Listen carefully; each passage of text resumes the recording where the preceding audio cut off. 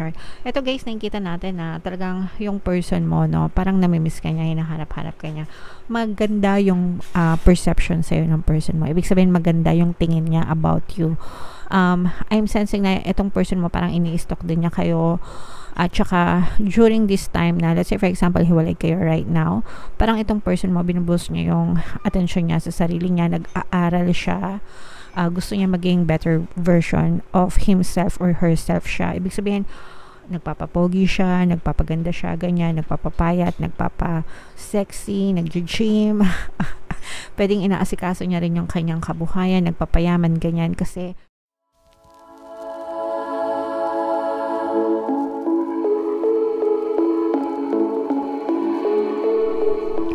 hello guys, hello Pisces, welcome back to Pinoy Pixie Tarot.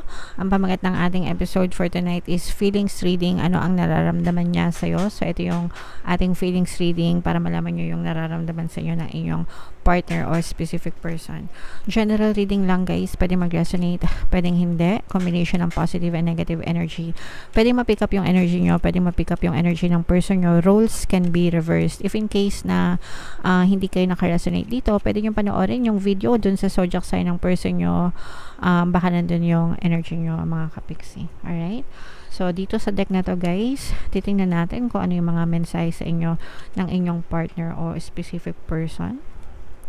Nababasa nyo ba? By the way, itong spread na to, itong deck na to ay galing kay Miss May Love Tarot. Nandito din siya sa YouTube mga kapiksi. So, search nyo na lang May Love Tarot. If in case hindi pa kayo nakasubscribe sa kanya guys, mag-subscribe na rin kayo. Alright, so grabe, baka sobrang kinikilig yung mga kapiksi natin dyan. Ito yung mga mensahe sa inyo ng inyong partner o specific person. Ikaw lang, wala nang iba, kailangan kita, gusto kitang makita. So, for some of you mga kapiksi, pwedeng naghiwalay na kayo nitong person na to, pero parang na-realize ng person mo na ikaw pa rin ang mahal niya, wala nang iba. Gustong-gusto kang makita ng person mo and kailangan ka niya, mga kapiksi. Pwedeng kailangan ka niya dahil mahal ka niya. Guys, no? Hindi yung mahal ka niya dahil kailangan ka niya. So, pwedeng nung mga times na naghiwalay kayo, doon niya na-realize yung totoong value nyo sa kanya. Hindi niya kayang mabuhay nang wala ka sa piling niya, kaya sinabi niya kailangan kita. Yung no air, parang channeled song sa inyo yon. I-search nyo na lang yung music na yon, no air, yan. Parang hindi siya makahinga. Yun yung ibig sabihin nun yung lyrics nun parang hindi siya makahinga, cannot breathe without you, no air para sa kanya, kaya sinabi niyang kailangan kanya, no? Dahil, at gusto kanya makita dahil na-realize niya na ikaw lang ang para sa kanya and wala nang iba. Pwedeng hiwalay na kayo or pwedeng in a relationship kayo pero hindi kayo nag-uusap kasi baka may pinag-awayan kayo ng person mo. Pwedeng cool off kayo, ganyan, o kaya baka naman ginosted ka nitong person na to for some reason and then doon niya na-realize na oops, there's something wrong. Kailangan ko siya, no? Ganyan. Or pwede namang literal na LDR kayo, no? Kaya sinabi niya gusto kitang makita kasi baka hindi kayo nagkikita dahil LDR kayo, baka nasa ibang bansa o kaya nasa ibang lugar, nasa ibang probinsya, ganyan. Alright?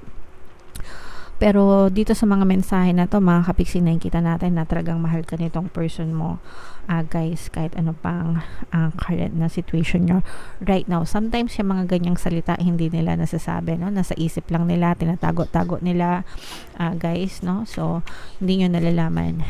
Alright? So tingnan natin kung si-sync itong message. Dito naman guys, ito yung mga emotions, no? Pwedeng nararamdaman nyo, nararamdaman nila, pwedeng nararamdaman nyo parehas. Okay? So tingnan natin kung ano yung mga emosyon na nakapaloob dito sa relationship na to, mga kapiksi. Meron tayong exhausted, pagod, drained. Alright? Meron tayong fulfilled. Okay.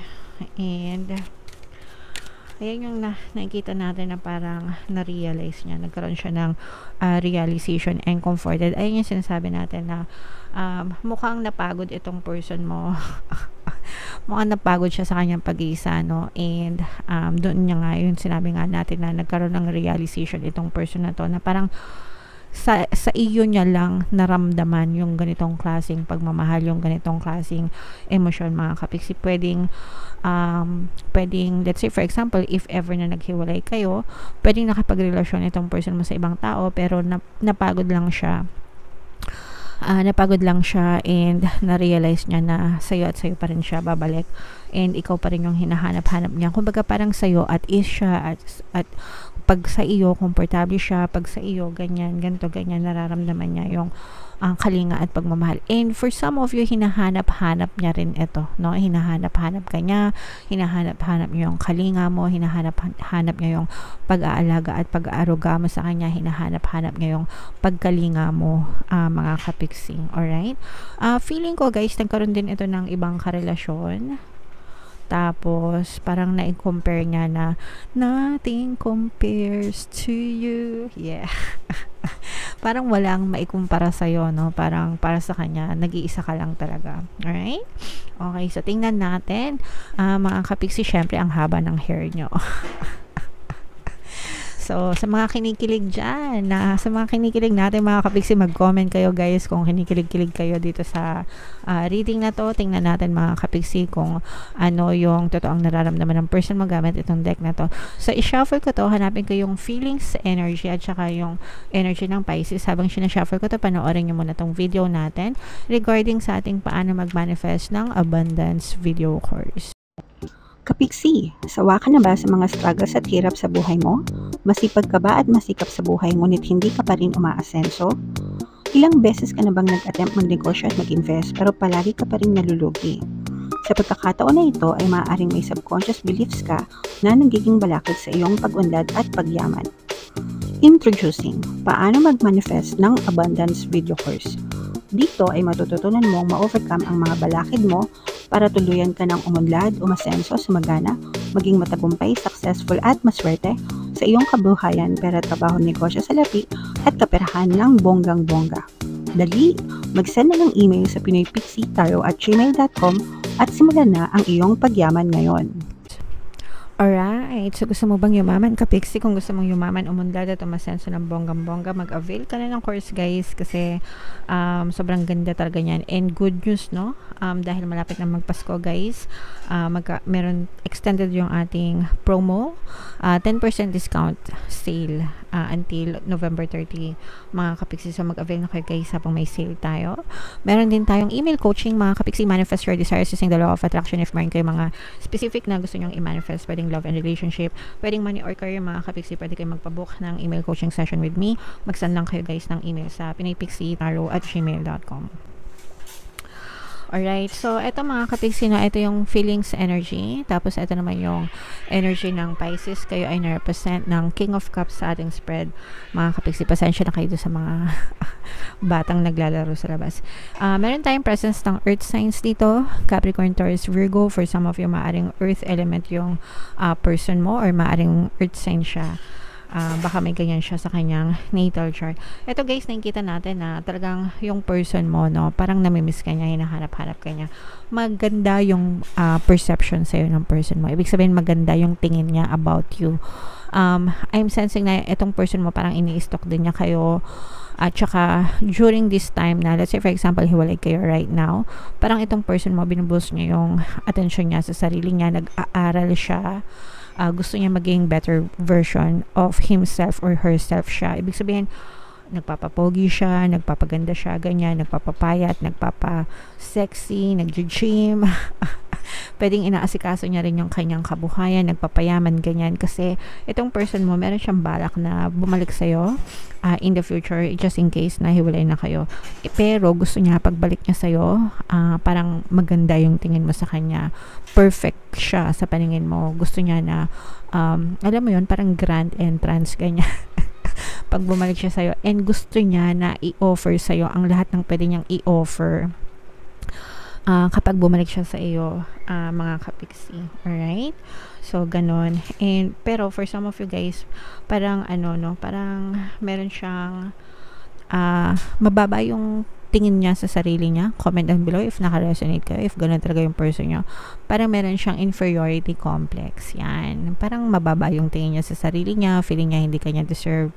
Parang ang dami niya, meron siyang pwedeng may traumatic past din siya, mga kapiksi, no? Na parang meron siyang fear of rejection, fear of abandonment, mga kapiksi. Alright? And itong person na to, kahit na, kasi itong person mo, feeling ko charismatic ito. Ibig sabihin, parang marami nagkakagusto sa kanya, ganyan.